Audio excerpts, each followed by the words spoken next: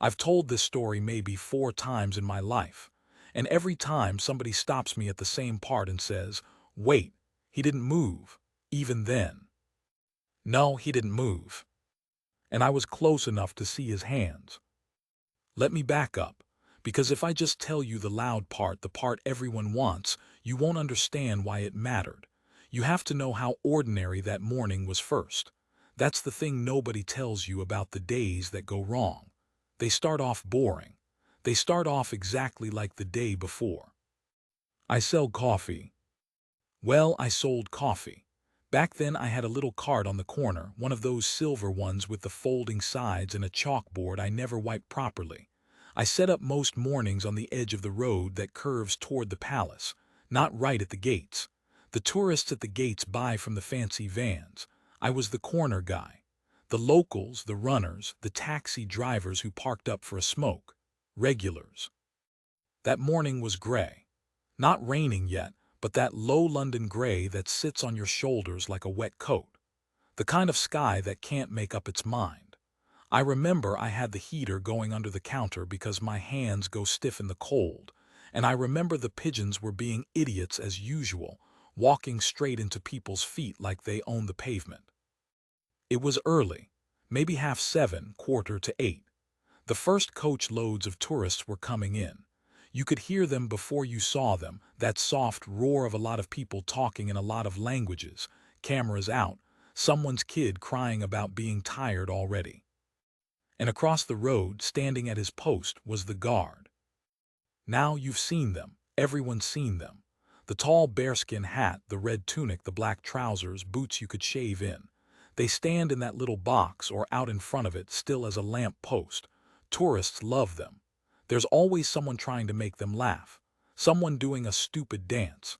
Some idiot getting too close, waving a hand in front of their face like the man's a statue in a museum. I'd watched 100 of them over the years. They rotate, you know. Different lads, different days. Most of the time I didn't even clock which one was on. They blend into the morning like the railings and the flagpoles. But this one, I noticed him, and I'll tell you why. Because when the coach tourists came flooding down, there was this little girl. 6, maybe 7. Blonde, gap in her teeth, one of those puffy pink coats. She got separated from her group for a second, you know how it happens, parents looking at maps, kid wandering. And she walked right up to the guard, right up close. And she just stared at him. Head tilted back all the way because he was so tall to her. And she said, I heard it, the road was quiet for a second, she said. Are you real? He didn't answer. They're not allowed, you know that. But I swear his eyes went down to her, just for a flicker. And there was something in it. Not a smile he didn't break, not even close, but a kind of warmth. Like he wanted to say, yes, love, I'm real, go find your mum. Then the mother came rushing over, all apologies, grabbed the girl's hand, pulled her back. And the guard's eyes went straight ahead again, locked forward, like nothing happened. I remember thinking, that's a good one, that's a proper one. Some of them you can tell they're bored out of their skulls, counting the minutes. This one was somewhere else, present, sharp, watching everything without moving a muscle to show it. I didn't know his name then. I found it out later, and I'll tell you when I tell you. For now he was just the guard. My guard, in a way, because he was the view from my cart that morning. So, coffee's flowing. I've got a queue. 2 builders, a woman in running gear, a bloke I half recognized who always ordered a flat white and never said thank you. Normal. The radio in my cart was playing something forgettable.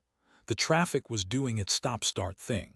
A tour guide with a little flag was herding her group and pointing up at the palace, telling them things I'd heard 1,000 times and half of which weren't even true.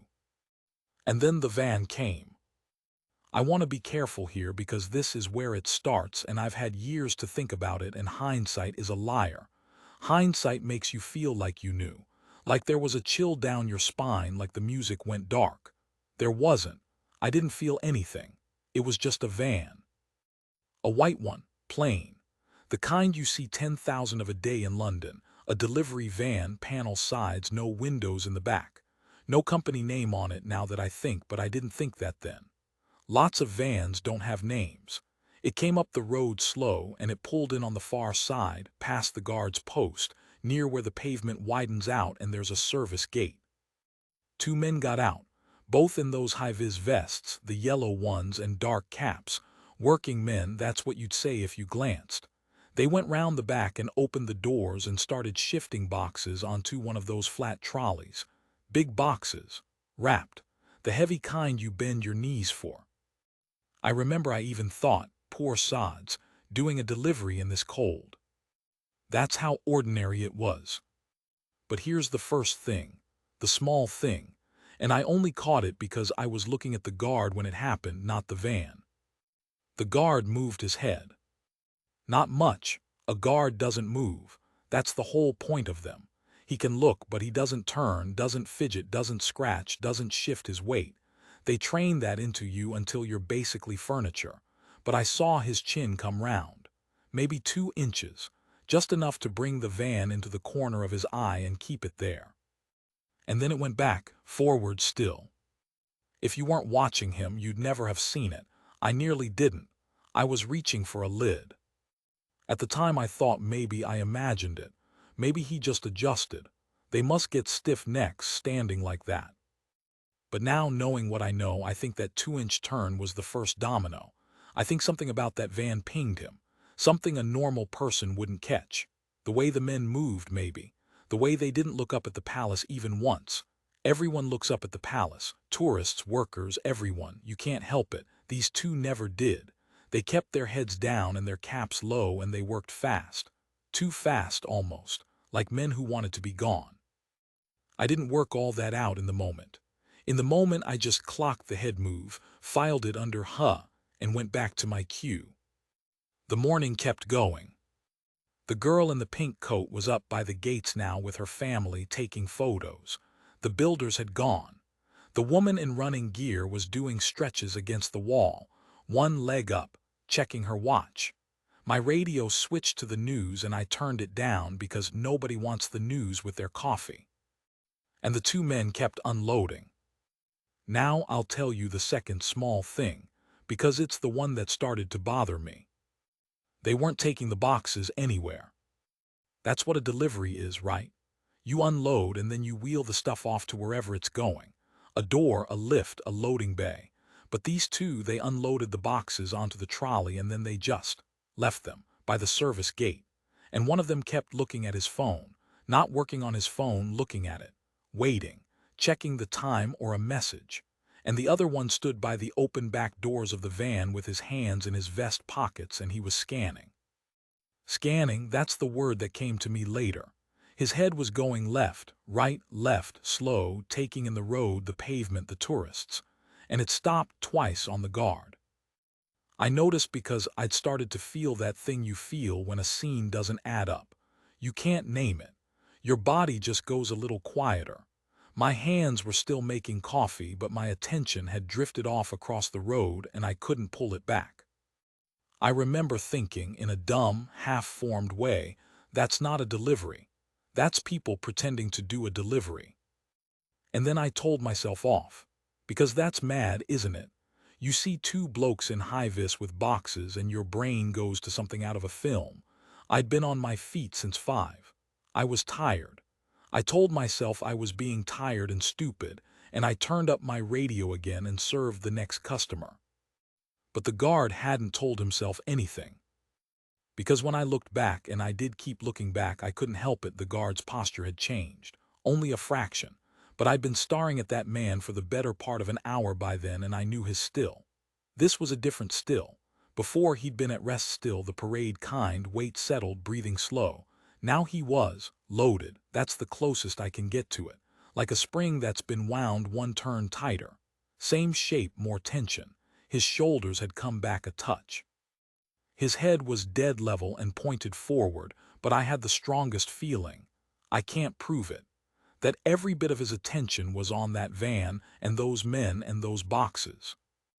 A soldier's stillness and a scared person's stillness look almost the same from outside. That's the eerie thing. But they're opposites. One is a man freezing because he doesn't know what to do. The other is a man holding perfectly still because he knows exactly what to do and he's waiting for the right second to do it. He was the second kind. I'd bet my life on it. In a way, that morning some people nearly did. The tourists didn't feel any of this, by the way. That's the part that still gets me. This whole silent thing was playing out: the van, the men, the boxes that weren't going anywhere, the guard winding tighter and tighter, and 3 feet away a family from somewhere warm was posing for photos and laughing, the dad crouching to get the palace in the background, the mum fixing the little girl's hair. A teenager was filming himself doing a slow walk past the railings for his phone. A pair of older women were sharing a bag of chips, feeding the ends to the pigeons, even though there are signs everywhere telling you not to. Normal, so normal it hurts to remember. And then a third man came. I don't know where from. That's the honest truth. 1 minute there were 2, the next there were 3. This one wasn't in a high-vis. He was in a dark jacket, hood not up but ready to be, and he came walking up the pavement on my side of the road, then crossed over and he went to the 2 men and they had a short conversation. Quick, close, heads together. And I saw the man in the dark jacket look at his watch. And I saw the guard's chin come round again, that same 2 inches, then forward. My mouth had gone dry, I remember that. I remember thinking about calling someone, but calling who and saying what? There's some men with boxes and a van and I've got a funny feeling. They'd have laughed at me. They'd have been right to. There's nothing you can point to. It's all in the gaps. It's all in the things that don't happen, the boxes not moving, the men not looking up, the delivery that isn't a delivery. So I didn't call anyone. God help me, I just watched like a fool with a half-poured coffee going cold in my hand. Then 2 things happened almost at once, and this is where the morning stopped being ordinary forever, so let me slow right down and tell it properly. First, the man in the dark jacket peeled off. He didn't go back the way he came. He walked quick, but not running, that horrible controlled walk of someone trying not to look like they're leaving. He walked away up toward the top of the road, in the direction of the park. Toward Hyde Park. He had his hands in his pockets and his head down, and he was gone around the corner in about 20 seconds. And the second thing, the 2 men in high-vis moved. But not toward the boxes, away from them.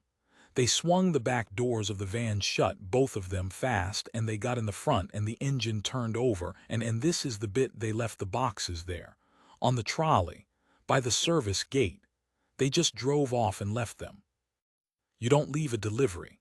You don't leave boxes on a public pavement by a royal palace and drive away. My stomach went. I mean, it physically dropped, the way it does on a fast lift. Because now, even my tired, stupid brain couldn't pretend anymore. 3 men, a van, boxes nobody was collecting, all of them checking the time, and now all of them gone in different directions in under a minute, leaving the boxes behind. And the guard had come off his post. I have to stop and tell you what that means, because if you're not from here, or even if you are, you might not understand. Those guards do not leave their posts. It's not a suggestion. It's not a strong preference. It is the entire thing. They stand their ground while people scream in their faces and wave phones and try to spook the horses and shout the vilest things at them. They've stood posts through rain that would drown you, through heat that would drop a normal man. Standing the post is sacred to them. It's the whole meaning of the uniform. And this guard had left it. He'd come forward off the front of his box out onto the pavement and he was moving toward the boxes, not running. That same controlled speed but purposeful, boots hard on the stone. And as he went he was doing something with one hand, a gesture up and out toward the tourists. I couldn't hear him yet but I could see the shape of it. Get back. He was waving people back from the boxes. The tourists didn't understand. Of course they didn't. To them it was theater. A guard doing something. Cameras came up. The teenager with the phone swung round, delighted, filming. The family with the little girl half-turned, unsure, the dad's smile going stiff at the edges the way a smile does when part of your brain has started to worry before the rest of it has caught up. And I don't know what made me do it. I've thought about it since. I think it was the little girl.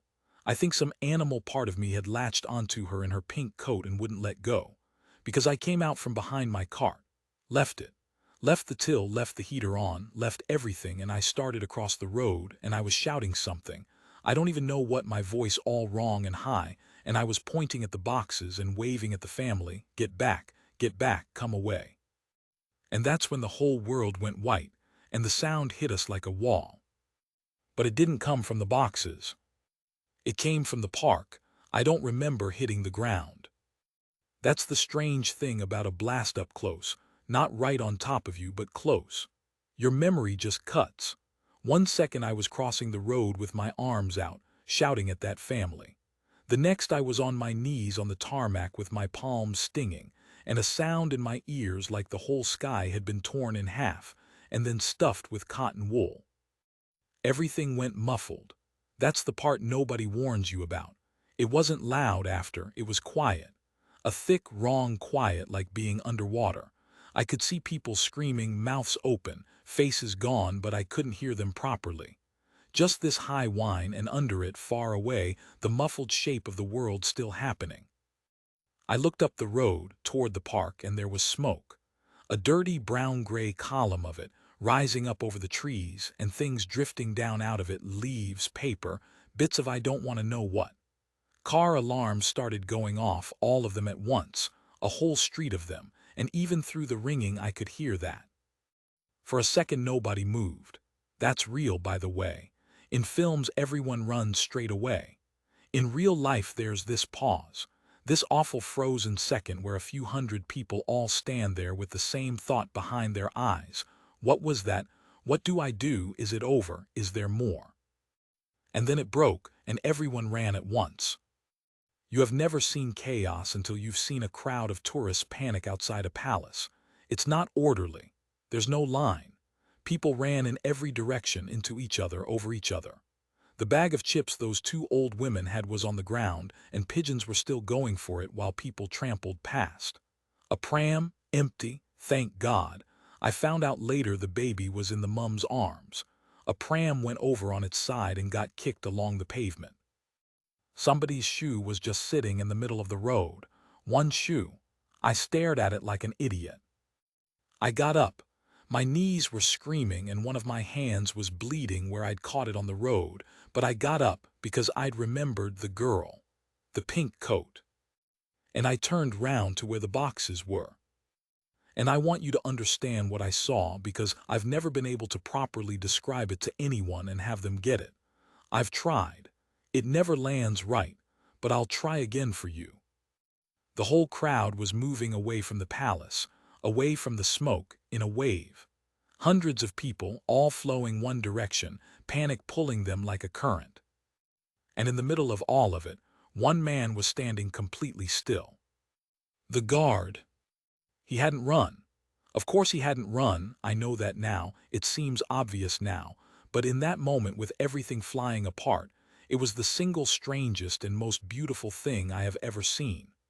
A river of terrified people, and this one figure in red, planted, unmoved, like a rock the water breaks around. Except he wasn't at his post anymore. Remember, he'd come off it.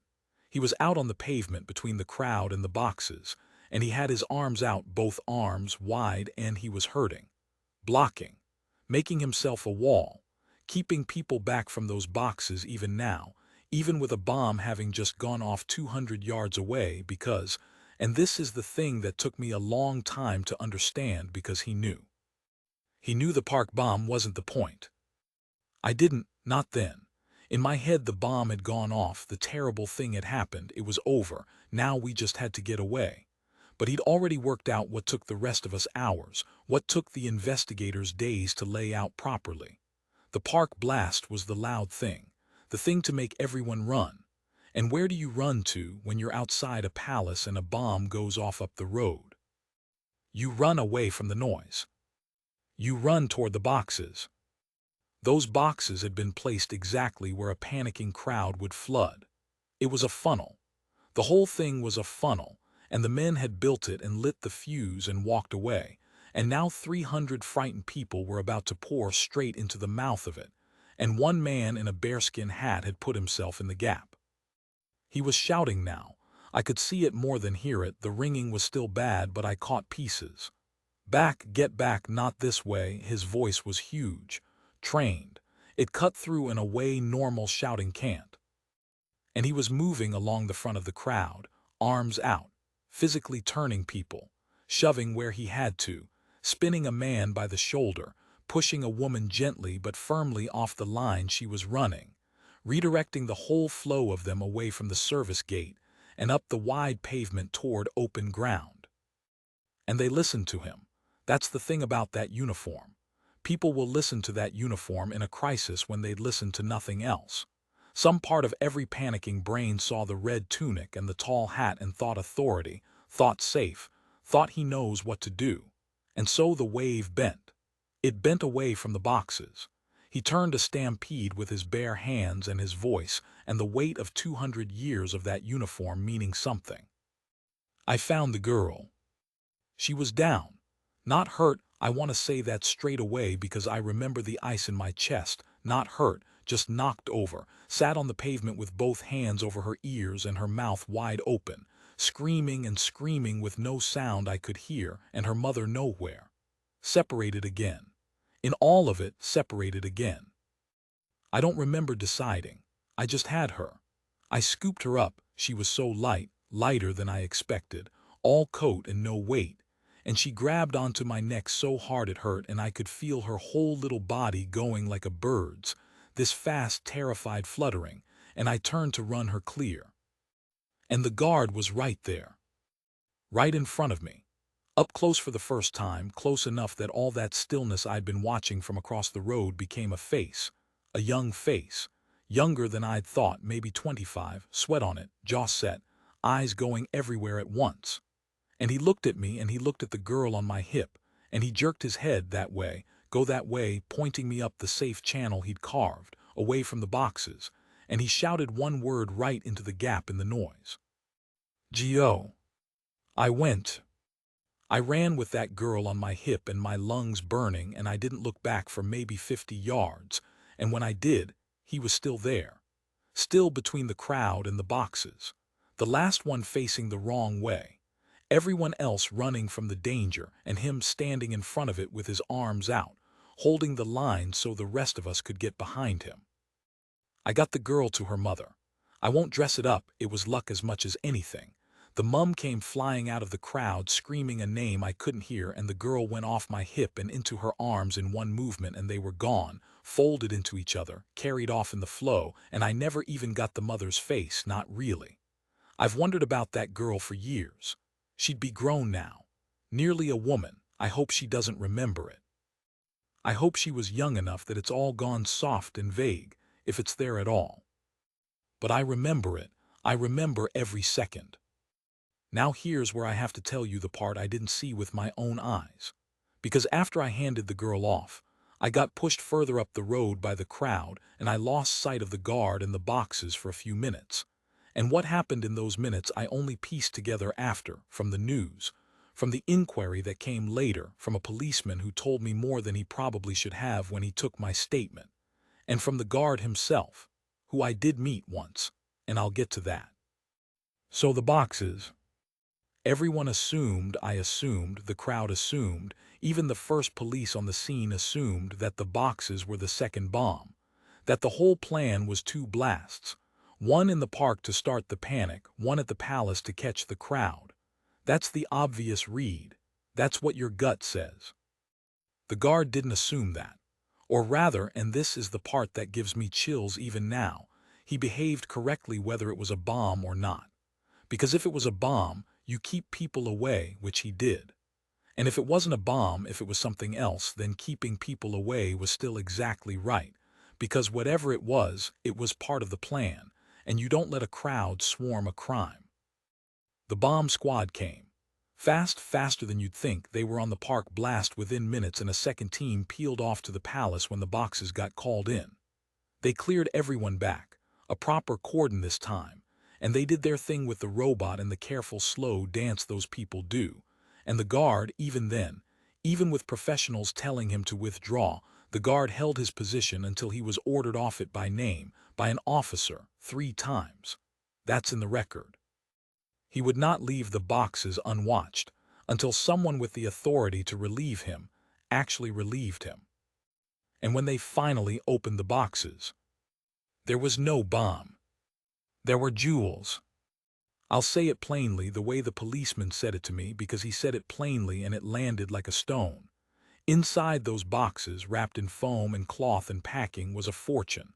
Old gold, stones the size of your thumbnail, pieces you'd only ever seen behind glass with a guard of their own and a queue of tourists shuffling past. Some of it, not all, but some, was traceable, catalogued, missing. Reported stolen months before from a collection I won't name, because bits of it are still sensitive, but you'd know the name if I said it. A heist that had been in the papers and then gone quiet, unsolved, cold. The boxes weren't a weapon. The boxes were the getaway. That's the thing I still can't fully hold in my head, even now. The whole plan wasn't to blow up the palace. The bomb in the park was never meant to kill anyone at the palace at all. It was meant to move people.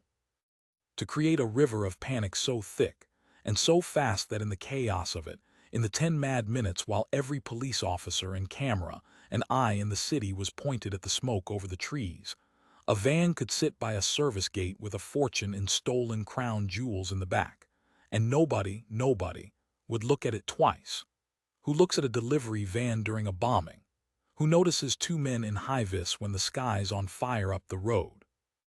The park was the noise, the boxes were the trick, and the handover, the van driving off empty, the boxes left on the trolley, that was a dead drop. A pause. The jewels were meant to sit there in plain sight for a few minutes, invisible in the panic, until a second vehicle could slide in under cover of the chaos, scoop the trolley, and vanish while the whole world watched the wrong thing. It was clever. God, it was clever. It was so clever it almost worked. And the one thing, the single thing its planners hadn't accounted for, the one variable they couldn't control, was a young man in a red coat and a tall hat who was too disciplined to run and too sharp to be fooled. Who noticed, an hour early, that a delivery wasn't a delivery. Who came off a post he'd have died before leaving for any lesser reason, because he understood that the boxes mattered, even before he could have known why. Who stood in the gap and turned the crowd, and would not let them swarm the one spot the whole plan depended on being swarmed. The second vehicle never got its window. Too many people, too much attention drawn to that exact spot by the one man standing over it like it was the crown itself. The pickup was aborted. The trolley sat there, watched, until the police had it, and then had the men, because the guard, standing there the whole time, gave a description of all 3 that was so precise, so complete, right down to the watch and the way the man in the dark jacket walked, that they had the first arrest within the day. He'd been reading them the whole time, from across the road, without moving. While I was making coffee and telling myself I was being paranoid, that man had photographed the entire thing behind those still eyes and filed every detail away. I didn't know any of that yet.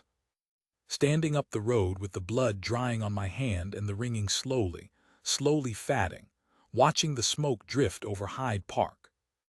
All I knew was that I'd handed a little girl back to her mother, and that somewhere behind me, in a crowd all running one way, one man was still facing the other.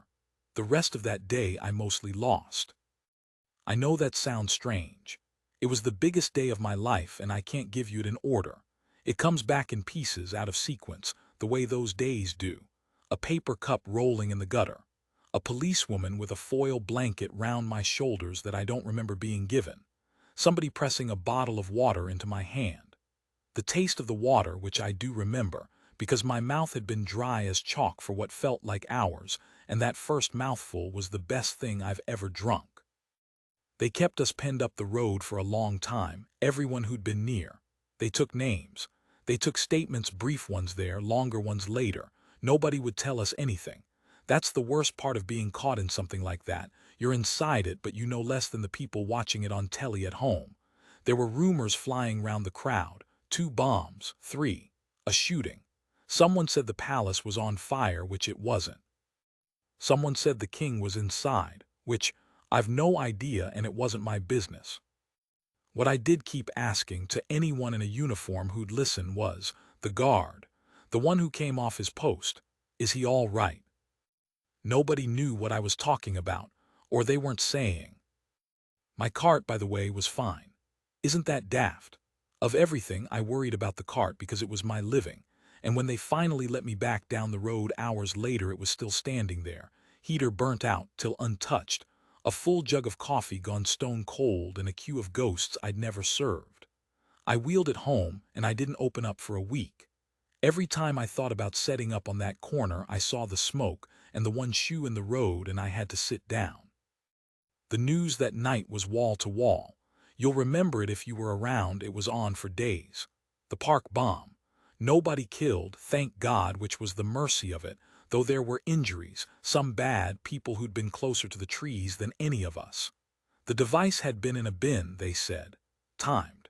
Meant to make noise and smoke and panic more than to kill, though a bomb doesn't much care about your intentions once it goes off. And then slowly, over the following days, the rest of it came out. The van, the boxes, the jewels, the connection to the heist that had gone cold months before. The whole clever, wicked shape of the plan laid out by serious people in serious voices, the way it always is after, how it was meant to work, how close it came, and the thing that stopped it. They didn't name him at first, the guard. There's rules about that, and rightly. But the story of him got out anyway, the way true things do, because too many of us had seen it. The man who wouldn't run. The soldier who came off his post, the one thing they never do, and it turned out to be the one thing that saved the day. Because coming off it was the right call and standing firm on the new spot was the right call, and he'd made both in about 4 seconds flat with a bomb going off up the road. There was a lot written about that, about whether he'd broken protocol. A few people, the kind who have never stood anywhere in the cold in their lives, tutted about a guard leaving his post, but most saw it for what it was. He hadn't abandoned his duty. He'd understood it better than the rule book did. The post was never the point. The post was a means. What he was actually there to protect, the palace, the crown, the people, that's what he'd stepped forward to do. He didn't leave his duty. He carried it off the box with him. I gave my full statement about a week later, in a room that smelled of instant coffee and floor cleaner, to a detective who was kind and tired and very, very thorough. I told him everything I've told you. The head that moved 2 inches. The boxes that didn't go anywhere. The men who never looked up at the palace. The delivery that wasn't a delivery. He wrote it all down, and at the end he looked at me for a second and said something I've never forgotten. He said, "You saw all that and you didn't call it in." Not cruel, just true. I said no. I said I talked myself out of it. I said I told myself I was being paranoid. And he nodded slow and he said, "Most people do. That's what they count on. That everyone who notices will talk themselves out of it." And then he said, and this is the bit, he didn't talk himself out of it. That's the only difference between him and everyone else who was standing on that road. He saw the same things you saw. He just believed his own eyes. I've thought about that more than almost anything anyone's ever said to me. He saw the same things you saw. He just believed his own eyes. I met him once, the guard. It was months after. There was a thing, a small ceremony, not a big public do, more of a quiet recognition, and because I'd been named in the reports as one of the members of the public who'd acted, they invited me. I nearly didn't go. I felt like a fraud. All I'd done was carry a frightened girl 30 yards, but my wife told me not to be so soft, so I put on the one suit I own and I went. And there he was, out of the uniform, which was the strangest thing, in a plain dark suit, and without the bearskin hat and the red tunic he looked so ordinary it stopped me dead. Just a young man. Neat hair, that same young face, a bit of nervousness about him in a room full of important people, standing slightly apart the way soldiers do when they're not sure what to do with their hands and there's no post to stand. I got his name that day. I'm not going to give it to you in full, he wouldn't want that, and he's a private sort and he's had enough of strangers knowing his business. But I'll tell you his first name was Thomas. Tom. That's all, Tom. I went over. I don't do that normally, I'm not a going over sort of man. But I could not. I put my hand out and I said something like, I don't know, something clumsy. I said I'd been the coffee bloke across the road and I'd been the one with the little girl and I just wanted to, I don't even know how I finished it. I didn't finish it. My throat went. And he took my hand and he shook it, proper firm, and he looked right at me the way he'd looked at me on the road and he said, I saw you go for her. Good man. That's it, 4 words. Good man, and I saw you go for her. From him. From the man who'd stood in front of a crowd with his arms out while the sky came apart, who'd read 3 professionals like a book without moving a muscle, who'd held the one line that mattered from him, 4 words. And I'm not ashamed to tell you I had to go and stand by a window for a minute after on my own and get myself together. I asked him later when I'd pulled myself round and we talked a bit more, I asked him the question everyone asks me, the one you're probably wanting to ask. I said, weren't you scared? A bomb goes off 200 yards away and you don't run, you go toward it, how? How do you not run? And he thought about it. He didn't give me a line. He wasn't a man for lines. He thought about it properly, and then he said something I've turned over ever since. He said, I was scared the whole time. Being scared isn't the thing. Everyone's scared. The training isn't for being scared, the training so that when you're scared, you still do the next right thing. And the next one, that's all it is. You don't think about the whole thing. You can't, it's too big. You just do the next right thing and then the one after until it's done. The next right thing, and then the one after until it's done. I've lived by that since. I mean it. It's got me through things that have nothing to do with bombs or jewels or palaces, through my dad dying, through a bad patch with money, through the ordinary hard stuff everyone gets. When it all feels too big, when I want to run, I hear him. Just the next right thing. Then the one after. They caught all 3 in the end. The man in the dark jacket first, then the 2 in the van, then more above them. Because it went higher than 3 men, these things always do, and the jewels being recovered whole and the men being taken alive gave the police threads to pull, and pull them they did, all the way up. A lot of that was Tom. His description. His memory. What he'd photographed behind those still eyes while the rest of us panicked. The jewels went back. Behind their glass with their queue of tourists shuffling past. I've been to see them, actually. Once. Stood there like everyone else, shuffling past, and I looked at them and thought, you have no idea, you people, none of you have any idea what nearly happened to you. Or the boy in the red coat who stood over you in the cold while a bomb went off, so you could sit here safe behind your glass and have people take photos. And I found I couldn't say any of it out loud, so I just moved on with the queue. That's the thing about that morning that stays with me most in the end. Not the blast, not even the jewels. It's that almost nobody knows. The tourists who ran that day scattered back to 100 countries, and most of them never learned what they'd run through, or how close the boxes came, or what the man in red was really doing with his arms out. The world watched the smoke over the park and mostly missed the real story, which happened quiet on a pavement in the gap between a crowd and a crime. It always happens there, I think. The real thing. In the quiet gap, while everyone's looking at the noise. I still see him some mornings. Not Tom, he moved on, I heard, left the service after a few years, and good for him, he'd earned a quiet life. I mean the guards, whichever lad's on.